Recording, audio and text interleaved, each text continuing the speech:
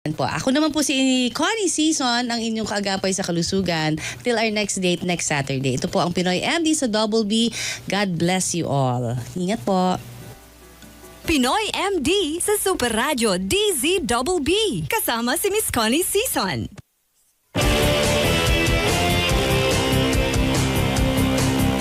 Tapat sa balita, yan ang aming anata. DZBB Super Radio 594. Laging naka-alerto, serbisyo, totoo. DZBB Kapuso nyo sa radyo. Walang kinikilingan, walang pinoprotektahan. Serbisyong totoo lamang, walang iwanan. May paninindigan, matatag, maaasahan. DZBB Super Radio 594. Kapusong Pilipino, lahat Super Radio. DZBB Serbisyong totoo. Walang kinikilingan, walang pinoprotektahan. Serbisyong totoo lamang, walang iwanan. Walang kinikilingan, walang pinoprotektahan. Serbisyong totoo lamang, walang iwanan.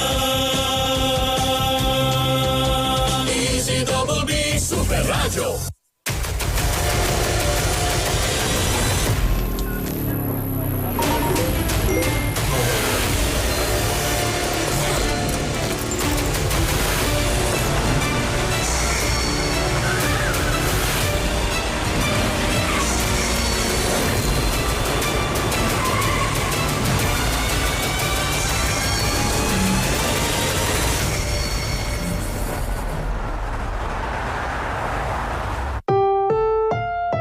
Ang susunod na programa ay rated PG. Patnubay at gabay ng magulang ay kailangan sa mga batang manonood.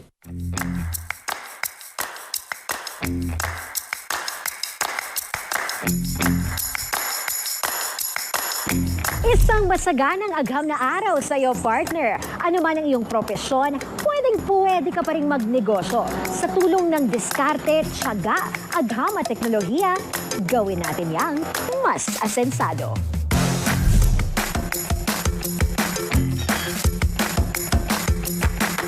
Ngayong araw, kikilalanin natin ang isang doktor at entrepreneur na nasa likod ng mga produktong napakikinabangan at nagpapabuti sa kalusugan ng mga Pilipino.